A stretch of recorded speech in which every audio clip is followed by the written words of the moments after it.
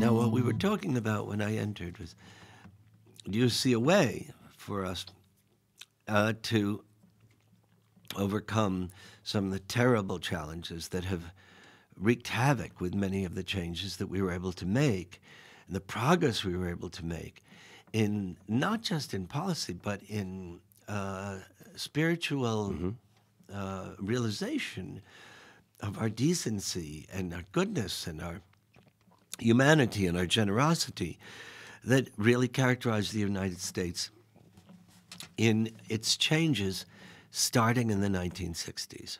And then, of course, in the administration of George W. Bush, huge changes were made that decimated a lot of what we had created. Well, I have the feeling that what we really need is not only changes in policy, but changes in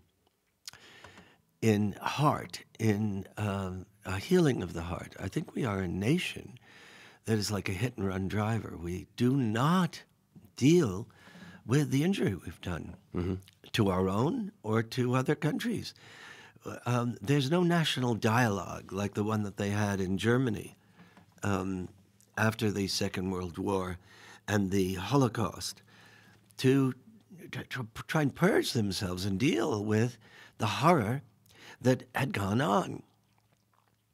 And although we can condemn Germans for being bystanders or collaborators with those Nazi policies that were inhuman beyond conception, where do we start to condemn and examine the behavior of ourselves as a nation that is just absolutely beyond conception and inexcusable? When do we have a national dialogue in recent about things done in recent times, like the torturing of prisoners in Guantanamo? We knew about it. If we didn't do something about it, then we are complicit with it. If we didn't discuss it, if we didn't have then we're either cowards or we have no moral backbone, or we're sociopathic. And how do we contend with the fact that in Katrina we have vast numbers of people who were not attended to from the 9th and 7th wards? In preference, the help from FEMA and other organizations came came to the wealthier parts of New Orleans. What has happened is that our inability to look at ourselves in terms of what we did in the Vietnamese War, where we know now from the accounts of Secretary of Defense Robert McNamara and General Westmoreland that we knew that we had no hope in this battle, even for people who supported it, and therefore the realities of success became a fabrication, a lie, so that America could continue to kill and be killed. And how do we say, I'm sorry, in this regard? How do we make amends, and how do we cleanse our souls? A great human being is not a human being that walks away from the injury they have done. We don't say, look at that wonderful person. He's made all that money, and look at the damage he's done. I mean, without contrition, without healing, without making amends and forgiveness of ourselves and those things that we've done, and attempts to right the wrongs, we are virtually a nation walking around with terrible guilt that is unexpressed. Now, how do we break that? And by the way, because we didn't go into Vietnam, we repeated it again in Iraq, in a war that was based upon fabrication, at best, misinformation.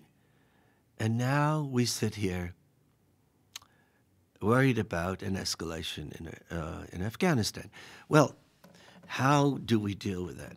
And why would I, as a folk singer, have a thought? Because I feel that what really generated the energy in the civil rights movement, the peace movement, the anti-apartheid movement, the women's movement, the environment, was something that was achieved through a kind of sensibility that children have, that we, some adults have, but most children or adults through the years, it gets beaten out of them. They get disaffected. They become cynical and disappointed. And hence the third verse of this song, which relates to this whole philosophy. Tell me why you're smiling, my son. Is there a secret you can tell everyone? Do you know more than those that are wise? Can you see what we all disguise through your loving eyes? And if you take my hand, my son, all will be well when the day is done. So what I'm saying is that if we rely on children, let them grow up through education, not pushing away the other, and being a part of what is called by the Anti-Defamation League as the pyramid of hate, where it starts with bullying and teasing and ridicule, and it builds to bias and prejudice and hatred, war, and Holocaust. If we can educate them in a way that gives them the chance to grow up, not learning to hate. And you are making efforts to do that with your am. operations and the Operation Respect, the books. And the new books. By the way, if you don't want to buy the book, or you don't have the money, and you're an educator in any way, whether it's a teacher or a social worker or a homeschooling parent or a school social worker or person involved with rehabilitation, special needs kids, whatever, go to the website operationrespect.org. And that's not Operation Rescue, operationrespect.org, and you can download all of these songs. There are about 40 of them. Because when kids sing songs, whether it's I've been working on the railroad all the livelong day, or whether it's the answer, my friend, is blowing in the wind, all of it helps to create a next generation that sees itself as a part of community, less a me generation and more a we generation. And I believe that that is an essential component, maybe not enough, but an essential component of getting out of the terrible situation that we're in at this point. Thank you so much. And we're going to be sure to list all of the new books and on the website, and a link to operationrespect.org. Yes, and here I am in St. Louis, where I once played at Gaslight Square in the Laughing Buddha, and I remember being very scared because this was a southern city at the time. This was in 1960, and I sang this.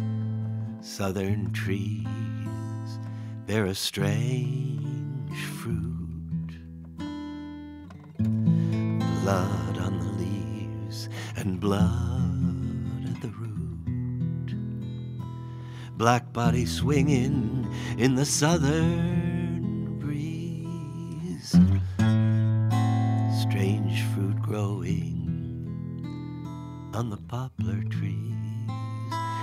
Of course, a very famous song about a lynching of a black person. This was pre the civil rights movement, when there was a lynching once every 3 days in our country. My brother, it's been great to talk to you. Thank you so much for your having time. me as a guest. All right, you have a great weekend. You too.